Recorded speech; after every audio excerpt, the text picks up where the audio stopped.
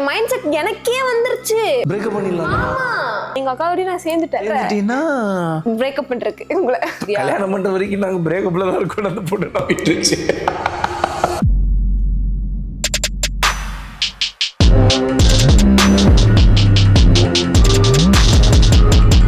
ஒரு வழியாக part 3 shoot பண்ண ஆரம்பிச்சிட்டோம். ஸோ ஆக்சுவலி நம்ம பசங்களாம் வந்து பாருன்னா லவ் ஸ்டோரியோட பார்ட் 3 எப்போ வரும்னு கேட்டிருந்தீங்க. ஆக்சுவலி ஷூட் பண்ணாதாரங்க எடிட் பண்ணி அப்லோட் பண்ணுறதுக்கு நாங்கள் தான் வந்து பார்த்தீங்கன்னா அன்ஃபார்ச்சுனேட்லி ஷூட்டே பண்ணல.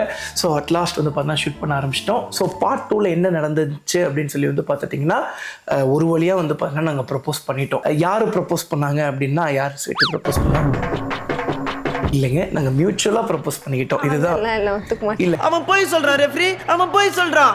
என் ஒய்ஃப் வந்து பண்ண துரத்தி நான் லவ் பண்ணிட்டேன். நான் என்னடா இந்த பொண்ணு நம்ம துரத்துக்கிட்டே இருக்கேன்னு பார்த்துக்கிட்டே இருந்தேன். அதுக்கப்புறம் பேசணும் அப்புறம் எப்படா இவங்க ப்ரப்போஸ் பண்ணுவாங்கன்னு வெயிட் பண்ணிட்டு இருந்தோம். அதுக்கப்புறம் இவங்களும் சொல்லாம நானும் சொல்லாம 2 பேர் சொல்லாம கடைசியில் வந்து பார்த்தீங்கன்னா 2 பேரும் மியூச்சுவலா ப்ரப்போஸ் பண்ணிக்கிட்டு லவ் பண்ண ஆரம்பிச்சிட்டோம். இப்போ எங்களோட early of stage of love, இந்த லவ் எப்படி இருக்கும்னு சொல்லி உங்களுக்கு தெரியும். ஸோ வந்து ரொம்ப பயங்கரமா இருக்கும். அந்த மாதிரி வந்து பார்த்தீங்கன்னா ஒரு ஹில் ஸ்டேஷன்ல போயிருக்கேன். அந்த ஹில் ஸ்டேஷன்ல இருந்து ஃபோன் பண்றேன், நீ ஃபோன் எடுக்கல. அது அப்பவா? ஆமா, நம்ம லவ் பண்ண ஸ்டார்டிங்லயே நான் உனக்கு ஃபோன் பண்றேன், நீ எடுக்கவே இல்லை. எனக்கா காலையில இருந்து கால் பண்ணி எனக்கு ஒரே டென்ஷன். என்னடா இது, லவ்வருக்கு கால் பண்ணி எடுக்கவே மாட்டேங்கிறாலே ஒரே டென்ஷன். ஒரு நாள் முடிஞ்சிருச்சு, என்னால் தாங்க முடியல. என்னால் அந்த ஃப்ரஸ்ட்ரேஷனை தாங்க முடியாம உங்க அக்காக்கே ஃபோன் பண்ணி இந்த மாதிரி பிரகாஷ் நீ கால் எடுக்கவே மாட்டேங்கிறான் என்னன்னு பாருன்னு ஒரு தெரியாம பண்ணிட்டேன்.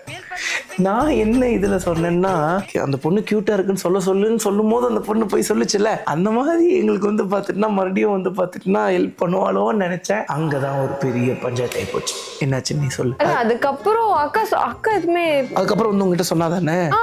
அப்ப நாங்க எங்க அப்பா ஜீப்ல தான் உட்காந்துட்டு இருந்தோம் அந்த டைம். ஏன் நீங்க போனே எடுக்கல? ஏன்னா அது எங்க அம்மா போனுங்க, எங்க புரிஞ்சுக்கோங்க, அது எங்க அம்மா போனு. அப்ப நான் எங்க யார்கிட்ட கொடுத்துட்டு வருவேன்? எங்க அம்மாட்ட தான் கொடுத்துட்டு வருவேன். அப்ப இல்லையடி, புரியலடி. இல்லடி, முன்னாடியே நீ இன்ஃபார்ம் பண்ணலன்னு நினைக்கிறேன் என்கிட்ட. என்னது? ஆமா, நான் வெளியே போறேன்னு சொல்லிட்டேன். நீங்க நினைச்சீங்க நான் வெளியே போகும்போது போன் எடுத்துட்டு போவேன்னு நினைச்சீங்க. ஆனா அது என் அம்மா போன். நான் இப்படி ஓகே நீ வெளியே போறேன்னு என்கிட்ட சொல்லி இருந்திருக்கியா? ஞாபகம் இல்ல. நான் வந்து பாத்தீங்கன்னா எப்பவும் போல கால் பண்ண எடுக்கல, மெசேஜ் பண்ணா ரிப்ளை பண்ணல. இல்ல, நீங்க கால் பண்ணிருக்க மாட்டீங்க. மெசேஜ் பண்ணா ரிப்ளை இல்ல. எப்பவாவது ஒரு டைம் கால் பண்ணுவேல, அதுக்கு நடுவுல கால் எடுக்கல, ஒரு நாள் ஃபுல்லா எடுக்கலன்னு அப்புறம் தான் அக்காக்கு வந்து பண்ண மெசேஜ் பண்ணிட்டு அப்புறம் என்ன சொன்னாங்க? உண்மை சொல்ற மாதிரி கூப்பிட்டு இருக்காங்க அப்படின்னு சொன்னாங்க. அப்போ ஹெல்ப் தான் பண்ணிருக்கா. இது ப்ளீஸ் தெரியாம தெரிஞ்சு அப்படியே போட்டுக்கோங்க. தெரியாம யாழினி வந்து அப்பவும் எங்களுக்கு ஹெல்ப் பண்ணிருக்கா. இல்ல, அக்காக்கு வந்து லவ் பண்ற விஷயமே தெரியாது. அப்ப தெரியாது, சும்மா நார்மலா டெக்ஸ்ட் பண்ணிட்டு இருக்கோம்னு சொல்லி நினைச்சிருக்காங்க. அதுக்கப்புறம் அந்த ஒரு லாங் டிஸ்டன்ஸ் ரிலேஷன்ஷிப் ஸ்டார்ட் ஆயிடுச்சுங்க. ரொம்ப பியூட்டிஃபுல்லான அந்த ஒரு லாங் டிஸ்டன்ஸ் ரிலேஷன்ஷிப். நாங்கள் அடிக்கடி பார்த்துக்க மாட்டோம்.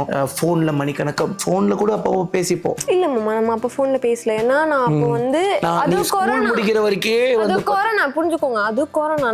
நான் அம்மா வீட்டில இருந்து எப்போ நகர்றேனோ அப்போலாம் வந்து என்னால் கால் பண்ணி பேச முடிஞ்சு. ஏன்னா எங்கள் அம்மா ஒரு பொண்ணுக்கிட்ட ஒரு சேஞ்ச் அந்த குண்டூசி லெவல்ல சேஞ்ச் ஆனாலும் எங்க அம்மா கண்டுபிடிச்சிருவாங்க. சிட்டாலனா உங்க முன்னால எல்லாம் உத்தியோகம் பார்க்க முடியுமா? அதுக்கப்புறம் என்னாச்சு சிட்டு? அதுக்கப்புறம் தான் லவ் தான். டெக்ஸ்ட் லவ், பாசமலிந்த லவ் ஸ்டார்டிங் ஸ்டேஜ்ல பாத்ரூம்ல இருந்தா கூட டெக்ஸ்ட் பண்றத விட அந்த மாதிரி தான் நம்ம 2 பேரும்.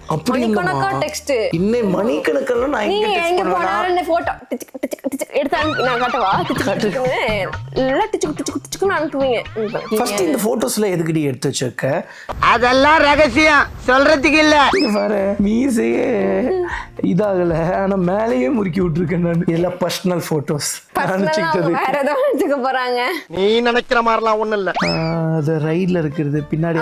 ரைட்ல இருக்குது. கன்னியாகுமரியில பைக் ரைட் பண்ணிட்டு இருந்த டைம்ல எதுக்கு உங்க அக்கா வந்து என்ன பிரேக்கப் பண்ண வச்சா? அப்ப நான் லாக் போடல, ஆப் சும்மா அப்படியே வெளிய தூக்கி போட்டுருந்தேன். எதுவுமே இல்ல. எங்க அம்மா போனு என்ன நினைச்சேன்னா, எங்க அம்மா இன்ஸ்டாகிராம்ல போய் திறந்து பார்க்க மாட்டாங்க. அப்பனா உங்களுக்கு என்னன்னு கூட தெரியாது. இப்போ மேடம் என் தலைவி 10K ஃபாலோவர்ஸ் எல்லாம் வந்திருக்கீங்க அம்மாக்கு.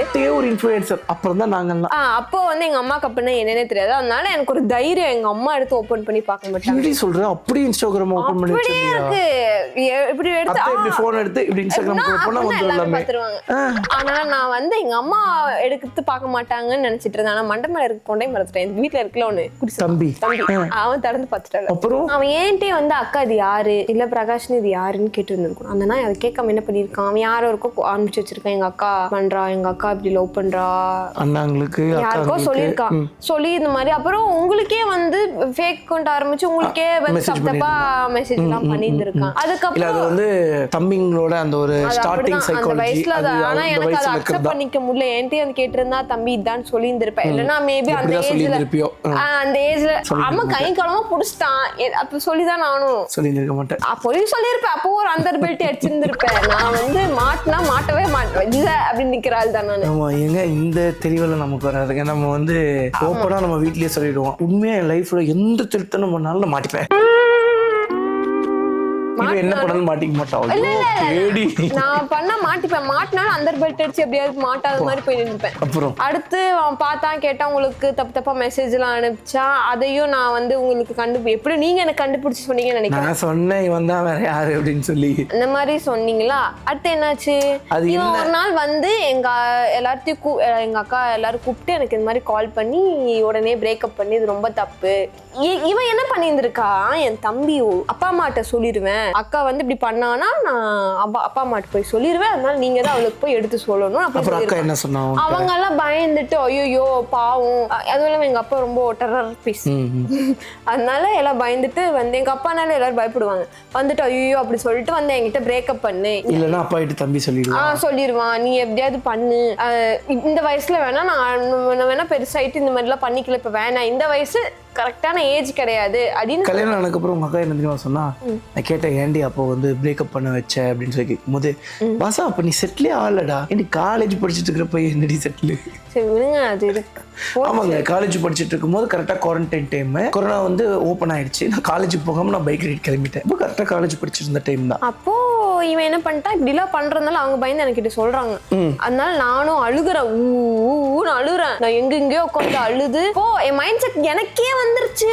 பிரேக்கப் பண்ணிடலாம். ஆமா மைண்ட் செட்டே வந்துருச்சு. சரி இப்ப வேணாம் அப்புறமா பண்ணிக்கலாம், அப்புறமேல் பிரேக்கப் பண்ணிக்கலாமா, அப்புறமா காட்சி பாய்க்கலாம் அப்படின்னு பிரேக்கப் பண்ணது. அப்புறம் அவ்வளவுதான், எனக்கு பிடிக்க முடியாதுன்றது எனக்கு தெரியும். அப்படியா? அப்பவே எனக்கு தெரியும். அப்ப நான் என்ன பண்ணிட்டேன், 2 நாள் உட்காந்து யோசிக்கிறேன். ஃபர்ஸ்ட் உங்ககிட்ட வந்து நான் ஆக்சுவலி லவ் பண்ற ஸ்டார்டிங்லயே ஒரு மைண்ட் செட் எனக்குள்ள கொண்டு வந்துட்டேன். சப்போஸ் இந்த லவ் நம்மளை விட்டு போயிடுச்சுன்னா இது நினைச்சு நம்ம ஃபீல் பண்ணக்கூடாது அப்படிங்கிற மைண்ட் செட்டு நான் முன்னாடியே கொண்டு வந்துட்டேன் லவ் பண்ற ஸ்டார்டிங்லே. ஆனா நான் ரொம்ப லவ் பண்ண ஆரம்பிச்சிட்டேன். நீ இல்லாம நான் இருக்க முடியாதுன்னு எனக்கு எப்ப தெரியுமா தெரிஞ்சது, ஒரு நாள் ஃபுல்லா நீ போன் எடுக்காம இருந்தியே, மெசேஜ் பண்ணாம இருந்தியே, அன்னைக்கு தெரிஞ்சது ஐயோ நம்ம அந்த இதெல்லாம் கிராஸ் பண்ணி வந்துட்டோம், ஐயோ இல்லாம நம்மளால இருக்க முடியாது அப்படின்னு சொல்லி ஃபீல் ஆயிடுச்சு. அப்பா எங்க அக்கா பிரேக்கப் பண்ணிடலாம் முடிவு பண்ணிட்டீங்க. ஏன்னா இவங்க கூட பிரஷர் அப்படி. ஆமா எங்க அப்பா நினைச்சு எனக்கு அவ்வளவு பயம். எங்க இப்படி இவங்க சொல்றதெல்லாம் கேட்டு அப்படி எங்க அப்பா அங்கதான் இருக்காரு. பார்த்தா கால நடுங்குது. ஐயோ இந்த வயசு நமக்கு அது கரெக்டான வயசு இல்ல போலதான். சரி அவங்களுக்கு அதுக்கு முன்னாடி எங்க அக்கா கால் பண்ணி இப்படி பேசிட்டாங்க. உடனே உங்களுக்கு நான் மெசேஜ் அனுப்பிச்சேன், ஞாபகம் இருக்கா? இந்த மாதிரி எங்க அக்கா கால் பண்ணி என்ன மனசு மாத்துறா அப்படின்னு உங்களுக்கு மெசேஜ் பண்ணிருக்கேன். நான் அந்த மாதிரி மெசேஜ் அனுப்பின உடனே நீங்க பயந்துட்டீங்க. அதுக்கப்புறம் நான் 2 நாள் மெசேஜே பண்ணல. எங்க அக்கா கிட்ட பிரிச்சு விட்டுருவாங்களோன்னு. ஆமா எங்க அக்கா கேக்குறா இந்த மாதிரி. நான் எங்க அக்காவோட நான் சேர்ந்துட்டேன் பிரேக்கப் பண்றதுக்கு. உங்களை தெரிஞ்சுக்கிட்டேன், உலகம் புரிஞ்சுக்கிட்டேன் கண்மணி, ஏன் கண்மணி. நீ அவ கூடிய கட்சியில சேர்ந்து, அதாவது இப்ப நம்ம 2 பேர் சேர்ந்து உங்க அக்காக்காரிக்கு விபூதி அடிச்ச மாதிரி இப்ப நீங்க 2 பேர் சேர்ந்து எனக்கு விபூதி அடிக்கலாம்னு பிளான் பண்ணிட்டீங்க. நான் எங்க அக்காக்கு விபூதி அடிச்சப்போ ஆமா பிரேக்கப்னு சொல்லி ஏமாத்தி தானே அந்த விபூதி. கல்யாணம் பண்ற வரைக்கும் நாங்க பிரேக்கப்ல தான் இருக்கோம். அந்த பொண்ணு நம்பிட்டுச்சு. ரொம்ப குஷியோ லவ் ஓகே ஆயிடுச்சுல. கல்யாணம் ஆயிடுச்சுல உடனே முதல் சாக்கு அவதான். எது பிரேக்கப் தான் ரெடி பண்ணிருந்தீங்க. எப்படி கல்யாணம் ஆச்சு அந்த மாதிரி. அதுதான் எங்க அக்கா எப்படி நோ சொல்றது. அவ சொல்லி கொடுத்துருப்பாளே பயங்கரமா. ஆமா அக்கௌண்ட் கொடுத்துட்டேன். அக்கா நான் அக்கௌண்ட் கூட நான் பாத்துக்கிறேன் அப்படின்னு சொல்லிருச்சு. ஆனா நான் கொடுத்துட்டு 2 நாள் கழிச்சு எனக்கு என்ன தோணுச்சுன்னு தெரியல. இல்ல இவங்க எல்லாத்துக்கும் பிஸ்கெட் வாயில் ஒரு பிஸ்கெட் கொடுத்துட்டு அவங்களுக்கு பிரேக்கப்னு சொல்லிட்டு நான் அவங்களை சைலண்டா லவ் பண்ணலாம் அப்படின்னு ஆரம்பிச்சு புது பிளான் போட்டு பாருங்க மெசேஜ் கூட இருக்கு. மாமா இந்த அக்கௌண்ட்டுக்கு எனக்கு மெசேஜ் பண்ணாதீங்க. ஆமா அப்பதான் வந்து பாத்தீங்கன்னா கேரளா குயின்ல இருந்து நீ என்ன அன்ஃபாலோ பண்ணி நானும் அன்ஃபாலோ பண்றேன். அதுக்கப்புறம் வந்து பாத்தீங்கன்னா வேற ஒரு அக்கௌண்ட் இப்போ பிரகாஷ்னி வைகுந்த வசந்த் இருக்கிற அக்கௌண்ட்ல நான் உங்களுக்கு மெசேஜ் பண்ண ஆரம்பிச்சேன். இப்போ இப்போ அது வந்து ஃபேக் அக்கவுண்ட், இப்போ ப்ரொஃபஷனல் அக்கவுண்ட் மாதிரி ஆயிருச்சு. இங்க பாருங்க, மாமா இந்த அக்கவுண்ட்ல மெசேஜ் பண்ணாதன்னு நினைச்சிருக்கேன். பண்ணாதயா? நம்ம ஏன்னா எங்க அக்கா கிட்ட நான் உன்னை லவ் பண்ணலன்னு சொல்லிட்டு என் தம்பி எனக்கு தெரியாம போன் செக் பண்ணி பாக்குறான்னு அனுப்பிச்சிருக்கேன். அதுக்கப்புறம் உங்களுக்கு கால் பண்ணிருக்கேன், அந்த நேரத்துல நீங்க கால் எடுக்கல. ஸோ வந்து இப்போ என் ஒய்ஃப் வந்து பார்த்தீங்கன்னா கரெக்டா 11th பாதியில இருக்க, நீ 11th பாதியில இருக்காங்க. இந்த மாதிரி என்ன கூட்டி இந்த மாதிரி ஒரு கல்யாண ஃபங்க்ஷன் வருது, அப்படியாவது மீட் பண்ணலாம். நான் தப்பு கணக்கு போட்டு அப்படி மீட் பண்ணிருந்தே கூடாது. ஆக்சுவலி என்னன்னா கரெக்டா வந்து பார்த்தீங்கன்னா 12 டிசம்பர் 2021 வந்து பார்த்தீங்கன்னா நம்ம ஃபேமிலியில ஒருத்தவங்களுக்கு ஃபங்க்ஷன். ஸோ வந்து அது என்ன ஃபங்க்ஷன்னா கல்யாண ஃபங்க்ஷன். அதுக்கு வந்து பார்த்தீங்கன்னா 2 பேத்துக்கும் இன்வைட் போயிடுச்சு, ரொம்ப க்ளோஸ் ரிலேட்டிவ் தான். ஸோ வந்து முன்னாடியே வந்து பார்த்தீங்கன்னா என் ஒய்ஃப் வந்து பார்த்தீங்கன்னா கூப்பிட்டு சொல்லிட்டாங்க, இந்த மாதிரி ஃபங்க்ஷன் நடக்குது, மறக்காம அந்த டேட்ல வந்துருங்க அப்படின்ட்டாங்க. நானும் அந்த டேட்ல வந்துடுறேன் அப்படின்னு சொல்லிட்டு நானும் அஜிஷும் கிளம்பிட்டோம். நானும் அஜிஷா அருண் வந்து பார்த்தீங்கன்னா ஃபங்க்ஷன் கிளம்பிட்டோம். நானும் என் ஒய்ஃப் என்ன பாப்பாங்கன்னு நினைக்கிறேன். இப்படி வரா இப்படி போயிடுறா. எனக்கா ஒரு கட்டத்துல செம்ம டென்ஷன் ஆயிடுச்சு. எனக்கு வந்து இருந்த டென்ஷனுக்கு சரி நம்ம கிளம்பி போயிடலாம், எவ்வளோ நேரம் தான் வெயிட் பண்ணிட்டு இருக்கிறது, இவளும் பார்க்க மாட்டேங்கிறான்னு சொல்லி நான் எந்திரிச்சு கிளம்ப ஆரம்பிச்சிட்டேன். அஜீஷ் தான் இருந்துட்டு இந்த மாதிரி டைம்ல போகக்கூடாது, இந்த டைம்ல பொறுமை ரொம்ப அவசியம் சொல்லி இருக்க வச்சிட்டான். ஏன்னா அவன் வந்து நிறைய பொண்ணுங்களை லவ் பண்ணி இந்த டைம்ல கரெக்டாக பார்ப்பான்ல, நிறைய பொண்ணு ஐயோ. அப்போ ஸோ வந்து அப்படி இருக்கும்போது வந்து பார்த்தீங்கன்னா அந்த எக்ஸ்பீரியன்ஸ்ல இருக்க வச்சிட்டோம். அதுக்கப்புறம் கரெக்டாக எனக்கு ஒரு டைம் கிடைச்சது. அதுக்கப்புறம் எனக்கு ஃபோட்டோ எடுக்கணும். இவங்க வந்து பார்த்தீங்கன்னா ரூம்குள்ளே போயிட்டு நீங்க வாங்க ஃபோட்டோ எடுத்துக்கலாம் அப்படின்னா நான் வரவே மாட்டேன் அப்படின்ட்டு. அதுக்கப்புறம் எந்த ஒரு தப்பான இன்டென்ஷன் கிடையாது, ஃபோட்டோ எடுக்கிறக்காக. ஏன்னா இங்க நின்று போட்டோ எடுத்தா ஏன்னு கேட்பாங்க எல்லாரும். அந்த டைம்ல வந்து பார்த்தா ஜார்விஸ்ல தான் போயிருந்தோம். உன் தம்பி தான் அப்போ சரியான சம்பவம் பண்ணிட்டான். மாமா சாவி மாமான்னு கூப்பிட்டாங்கன்னு தெரியல, அண்ணா சாவி கொடுங்க அப்படின்னு சொல்லி கேட்டான். நானும் ஜார்விஸ் சாவி கொடுத்துட்டு ஜாலியா பாட்டு வண்டி எடுத்துட்டு கிளம்பிட்டான். சொல்லுங்க இன்னொரு காண்ட எங்க எல்லாத்துக்கும் இருந்துச்சு. சொல்லு நீ சொல்லிடு. இல்ல சொல்லுங்க, சாவி கேட்டான்ல, அதே நீங்க வந்து அது வரைக்கும் என்கிட்ட வந்து பாத்தீங்கன்னா கெட்டவனா இருந்துட்டு உங்களுக்கு பைக்க பார்த்த உடனே எப்படி சாக்லேட் மாதிரி மெல்ட் ஆனான்னு எனக்கு தெரியல. திரும்பி நீங்க போயிட்டீங்கல்ல, போனக்கு அப்புறமா அவனோட புத்தியை காட்டினான். எனக்கு அதான் கோவமே. இல்ல அது வந்து எல்லா தம்பிங்களும் பண்றதுதான். ஆனா என் மச்சான் வந்து பாத்தீங்கன்னா எனக்கு வில்லனா தான் இருந்தான். கல்யாணத்துக்கு வரைக்கும் இருந்தான் வில்லனா. ஆமா கல்யாணத்துக்கு அப்புறமும் இருந்தான். எங்க இருந்தான் கல்யாணத்துக்கு அப்புறம் எல்லா. அதுக்கப்புறம் மேல இருந்து என் ஒய்ஃப் வந்து பாத்தீங்கன்னா ரூம்குள்ள வாங்க அப்படின்னாங்க. நான் வரமாட்டேன் அப்படின்ட்டு. அதுக்கப்புறம் சரி அவ்வளவுதான் போல, இதுக்கப்புறம் வந்து பாத்தீங்கன்னா என் ஒய்ஃப் கூட போட்டோ எடுக்க முடியாது போல. ஏன்னாங்க எனக்கு என்னன்னா ஒரு ஆசை, கல்யாணம் ஆனதுக்கப்புறம் 2018 2019 2020 2021 22 23 இந்த மாதிரி ஒவ்வொரு வருஷத்துக்கும் நாங்கள் எடுத்துக்கிட்ட சூப்பரான ஃபோட்டோஸ் போடணும்னு எனக்கு ரொம்ப ஆசை. ஸோ அதனால ஃபோட்டோ எடுத்துக்கலாம் அப்படின்னு சொல்லி இந்த ஃபோட்டோ எடுத்தேன். எப்படின்னா ஒரு தம்பி இருந்தான், அவன் ரொம்ப நேரமாக ஃபோட்டோ எடுத்துக்கணும்னு இருந்தான். அவங்க கூட ஃபோட்டோ எடுத்துட்டேன். அப்புறம் வாடா என் ஃபோனில் ஒரு ஃபோட்டோ எடுப்போம்னு சொல்லி இப்படி வச்சு என் ஒய்ஃப் கூட ஒரு ஃபோட்டோ எடுத்துட்டேன். அதுக்கப்புறம் பாரு முழிக்கிற பாரு எவ்வளோ க்யூட்டாக யாராவது பார்க்குறாங்களான்னு சொல்லி பார்த்துட்டு இருக்கேன். அதுக்கப்புறம் கடைசியா வந்து பாத்துட்டீங்கன்னா என் ஒய்ஃபே வெளியே வந்துட்டாங்க. எப்படி வெளியே வந்துட்டாங்கன்னா என் மச்சான் இருந்துட்டான். என் மச்சானு வந்துட்டோம். 3 பேரும் சேர்த்து போட்டோ எடுத்துக்கிட்டோம். ஒரு வழியா இந்த போட்டோ வந்து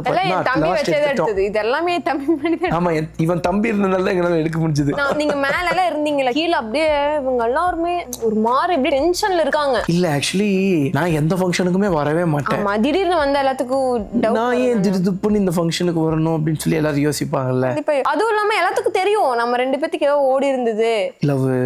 இப்போ இவன் திடீர்னு வரும்போது எல்லாத்துக்கும் ஒரு டென்ஷன் தான். என்ன பிரேக்கப் பண்ணிட்டாங்க தானே சொன்னீங்க, இதென்ன திரும்பி போயிட்டு இருந்திருக்கு அப்படின்னு.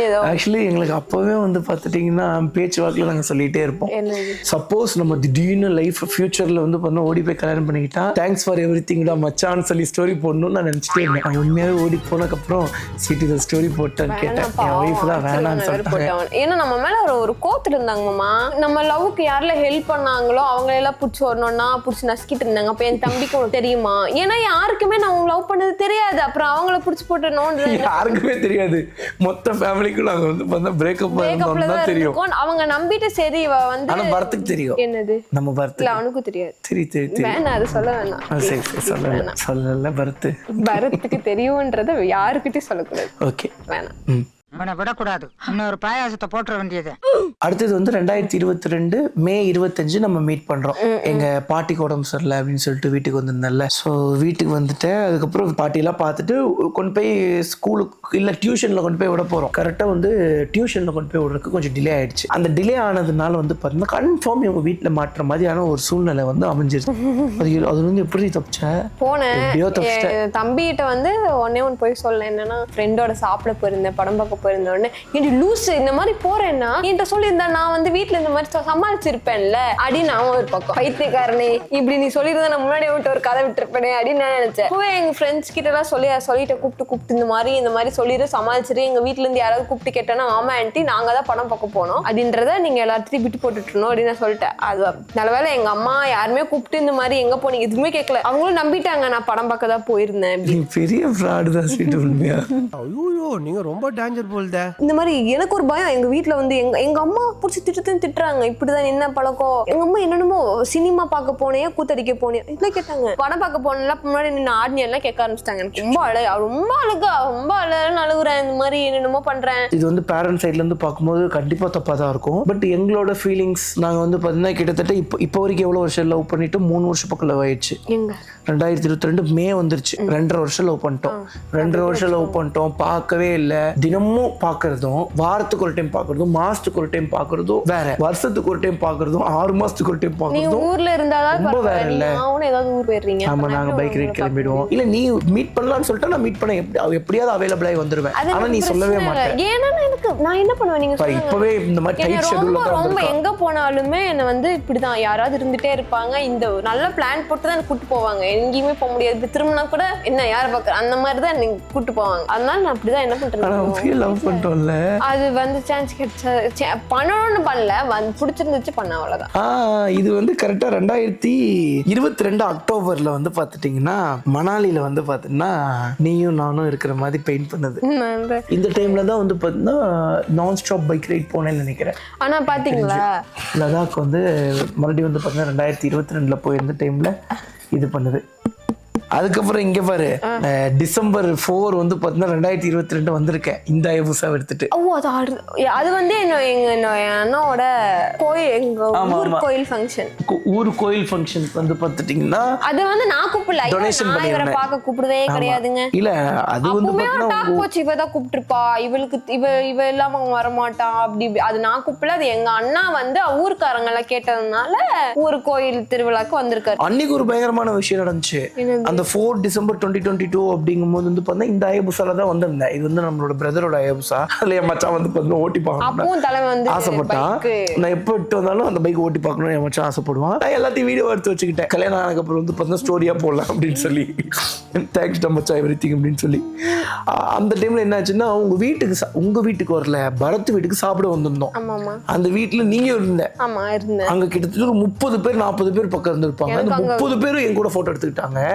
ஒரே ஒரு ஆள் மட்டும் கூட போட்டோ எடுத்துக்கல. அந்த ஆள் தான் இது. அந்த ஒரு ஆசை இருக்குல்ல 2018 2019 ஒரு வருஷத்துக்கு ஒரு போட்டோ போடணும்ல. அந்த போட்டோ போட நானும் ஆசைப்பட்டு வாடிங்கிறா. அவ பயத்துல நடுங்குறா. இல்லடி உன் முகத்தை பார்த்தாலே நீ ஏதோ தப்பு பண்ணிருக்க இவனை லவ் பண்றேன்னு கண்டுபிடிச்சிருவாங்கடி. அப்படி உன் மூஞ்சில எழுதி ஒட்டி இருந்துச்சுடி. ரொம்ப பயந்துட்ட நீ. நல்ல வேலை இல்ல உன் மூஞ்சில எழுதி ஒட்டி இருக்கு இவ வந்து டிடியா வாசனா லவ் பண்றா அப்படின்னு சொல்லி. என்ன எல்லாரும் என்னையதான் இப்படி உங்களை பாக்குறாங்க என்ன பாக்குறாங்க உங்களை பாக்குறாங்க. எங்க அக்கா எல்லாரும் தெரியுமா எல்லாத்துக்குமே லவ் பண்ணாங்க. எனக்கு சரியா தெரியல அவங்களுக்குள்ள என்ன பேச்சுவார்த்தை இருந்துச்சுன்னு எனக்கு சரியா தெரியல. அவங்க இந்த மாதிரி இன்டர்வியூ கொடுக்க சொல்லுங்க அப்பதான் தெரியும் என்ன நடந்துச்சுன்னு. அடுத்த மீட் வந்து 12th முடிஞ்சிருச்சு. என் ஃப்ரெண்டு வீட்டுக்கு போறேன். அவட்ட பேசிட்டேன் இந்த மாதிரி நான் ஏழை பார்க்க தான் போறேன். அவகிட்ட போய் கேட்டேன் இந்த மாதிரி நான் பார்க்கணும் அப்படின்னதுக்கு சரி வான்னு அவளும் ஓகே சொல்லிட்டா. அடுத்து அவ வீட்டுக்கு போறேன். அவ வீட்டுக்கு போயிட்டு அங்க அவ ட்ரெஸ் தான் போடுறேன். ஏன் ட்ரெஸ் போட்டா வெளியே இருக்கிறவங்க யாராவது என்ன பாத்துருவாங்கன்ட்டு அவ ட்ரெஸ் போட்டுட்டு தான் வரா. அப்போ ரெஸ்டாரண்ட் போய் சாப்பிட்டுட்டு திரும்பி வரோம். ஞாபகம் இருக்கா? அந்த ரெஸ்டாரண்ட்ல எடுத்த வீடியோ தான் இது. நான் வந்து பாத்தீங்கன்னா இந்த வாட்டி ஒரு லேண்ட்ஸ்கேப்ல வீடியோ எடுத்து இப்படி வச்சிட்டேன். சரி அது ரொம்ப கியூட்டா இருக்கு ஸ்வீட்டி நீ என்ன பாக்குற விதம். அப்ப கூட என் ஃப்ரெண்ட் அங்க தயிர் சாதம் சாப்பிட்டா. எனக்கு நல்லா ஞாபகம் இருக்கு. தயிர் சாதம் சாப்பிட்டு இருந்தாலும் அப்போ உங்க கூட இன்னும் நிறைய பொண்ணுங்க ஃப்ரெண்ட்ஸ் வந்தாங்க. அது வேணாம். அதுல பொண்ணுங்க ஃப்ரெண்ட்ஸ் எல்லாரும் ஒரு பாய் ஃப்ரெண்ட் கூட வந்திருந்தாங்க. அதுல யாராவது ஒருத்தங்களா சேர்ந்தாங்களா? யாருமே சேரல. இப்போ அட்லீஸ்ட் லவ்வாவது பண்ணிட்டு இருக்காங்களா? இல்ல எதுவுமே இல்ல. எல்லாமே ஆயிடுச்சு. அது 2 லவ்வுமே இல்ல இப்போ. அச்சச்சோ 2 டாக்ஸிக் ஆயிடுச்சு. பசங்க சரியில்லை. என்ன பண்றது? சில பொண்ணுங்களை ஏமாத்தி விட்டு போயிடுறாங்க. என்ன பண்றது? அடுத்து நம்ம சேஃபா போயிட்டோம் வீட்டுக்கு. நான் சேஃபா போனேன். ஃப்ரெண்டு வந்ததுனால அவ காப்பாத்தி விட்டா. அதுக்கப்புறம் ஃபுல்லா வீடியோ கால் ஃபோன் கால் தான். அதுக்கப்புறம் நான் வந்து ஆர்ட்ஸ் எடுக்க சொல்லிட்டேன். ஏன் உங்க ஆர்ட்ஸ் எடுக்கணும்னா சொல்லுங்க. 3 வருஷம் ஈஸியா படிக்கிற மாதிரி இருக்கும். படிச்சு முடிச்ச உடனே கல்யாணம் பண்ணிடலாம்ல 3 அப்படி நான் வருஷத்துல. கேட்கல. எனக்கு வந்து நீங்க என்கிட்ட கேட்டீங்க உனக்கு சயின்ஸ் பிடிக்குமா அப்படின்னு கேட்டீங்க. எனக்கு பிடிக்காது மாமான்னு. உனக்கு என்ன ஆகணும்னு நான் கேட்டேன். அதுவும் தெரியாதுன்னு சொன்னேன். கோர்ஸ் என்ன எடுக்கிறதுன்னு கேட்டேன். நீங்க வந்துட்டு இந்த மாதிரி ரொம்ப ஈஸியா தான் எடுக்க சொன்னீங்க. இங்கிலீஷ் லிட்ரேச்சர் அடிங்க. அது எங்க வீட்டுல சொன்னேன்னா என்ன செருப்படி அடிப்பாங்க. அதுக்கப்புறம் காலேஜ் ஹாஸ்டல் மாறுறேன். நீ ஃபுல்லா என்ன யாரும் கேட்க முடியாது. யாருக்கிட்ட போன் பேசுற யாரு என்ன எதுவுமே கேட்க முடியாது. ஆனா மீட் பண்ண முடியாது மறுபடியும். ஆமா மீட் பண்ண முடியாது. ஏன்னா இருக்கிற டென்ஷன் என்ன தெரியுமாங்க, கிட்டத்தட்ட இப்போ 3 வருஷம் கடந்துருச்சு. 3 வருஷம் கடந்ததுக்கு அப்புறம் ஒரு வழியா இவ ஹாஸ்டலுக்கு வந்துட்டா, காலேஜ் சேர்ந்துட்டா. அப்பப்போ மீட் பண்ணலாம். ஒரு மாசத்துக்கு ஒரு மீட், ரொம்ப மீட்லாம் கேட்கல, மாசத்துக்கு ஒரு வாட்டி மீட் பண்ணலாம்னு தான் நான் யோசிச்சேன். ஆனா வீடு விட ஹாஸ்டல் ரொம்ப ஸ்ட்ரிக்ட்டா. ரொம்ப ஸ்ட்ரிக்ட் மாமா. எங்கேயுமே எதுக்குமே விட முடியாது. அது கேட்ட உடனே நான் தூளாயிட்டேன். என்னங்கடா இது? எங்க அப்பா வந்து பிளான் பண்ணி தான் அந்த ஹாஸ்டல் விட்டுருக்காரு. ஆனா இப்ப ரெக்ரெட் பண்ற, ஐயோ நம்ம பிள்ளை இப்படி கொண்டு போய் விட்டு இப்படி பண்ணிட்டோமே அப்படின்னு இப்ப அவரு விட்டு இருக்க கூடாது இப்ப ஃபீல் பண்றாரு. ஏன்னா ஆமா அப்படி இல்ல, பாத்தேன்ல அப்பப்போ பார்க்க முடிஞ்சா இல்லையா உங்களை ஈஸியா. அதான் பிரச்சனை. எங்க அப்பா வந்து ஆமா ஈஸியா விட்டாங்க. ஈஸியா விடல, நான் தான் அவங்களுக்கு பிஸ்கெட் வாயில பிஸ்கெட் கொடுத்து வந்துட்டேன். அதுக்கப்புறம் நான் வந்து இது எப்படி பார்க்க வந்தேன்னா, டீச்சர்ஸ் டே டான்ஸ் பிராக்டிஸ் போயிட்டு இருந்துச்சு. எனக்கு டான்ஸ் ஆட தெரியாதா. அப்ப என்ன பண்ணிட்டேன், டான்ஸ் ஆடதான் வந்தேன். டான்ஸ் பிராக்டிஸ்க்கு ஆட போனியா? கேளுங்க, டான்ஸ் எனக்கு ஆட வராது, ஓடி கொடுப்பாங்கன்னு சொல்லி டான்ஸ் ஆட போனேன். ஓடி கொடுத்தாங்க. மத்தியானத்துக்கு மேல உங்களை பார்க்க வந்துட்டேன். அதாவது என் ஃப்ரெண்டு கிட்ட போய் ஓடி கொடுத்தாதான் அதுல ஒரு சரியான ஃபன் என்னன்னா 40 நிமிஷமோ 20 நிமிஷமோ தான் மீட் பண்ண முடியும். ஆமா இல்ல இருங்க, ஓடி கொடுத்துட்டாங்க. ஓடி கொடுத்த உடனே கிளாஸ்ல இல்லைன்னா கேட்க மாட்டாங்க. என்னன்னு கேட்டா ஓடின்னு இப்படி சமாளிச்சுக்கலாம். என் ஃப்ரெண்டு கிட்ட மத்தியானத்துக்கு மேல இவளுக்கு வயிறு வலிச்சிருச்சுன்னு சொல்லிடு அப்படின்னு அவட்ட சொல்லிட்டு நான் ஓடி வந்துட்டேன் இந்த உங்களை பார்க்க. அதுக்கப்புறம் என்கிட்ட வந்த உடனே டக்குன்னு மாலுக்கு கூட்டு போய் நீங்க ஐபோன் வாங்கி கொடுத்தீங்க. ஐபோன் வாங்கி கொடுத்துட்டு திருப்பி வரும்போது டைம் ஆயிடுச்சு. அதனால வந்து பார்த்தீங்கன்னா மறுபடியும் எங்க பாட்டியை பார்க்க போயிட்டோம். இப்போ பாட்டி அன்பார்ச்சுனேட்லி இல்ல, தவறிட்டாங்க. பாரு எங்க பாட்டி கூட அழகான போட்டோ. என் பாட்டி தான் இப்ப இல்ல. சே உனக்கு எமோஷனலா இருக்கு. மெயினா சொல்ல வந்தது நான் சொல்லல பாரு, உன் ப்ரீ பர்த்டேக்கு கொடுத்துட்டேன் நான் கிஃப்ட் 4th செப்டம்பர். அதுக்கப்புறம் வந்து பாத்தீங்கன்னா நான் பைக் ரைடு போய் எனக்கு ஆக்சிடென்ட் ஆயிடுச்சு 2023.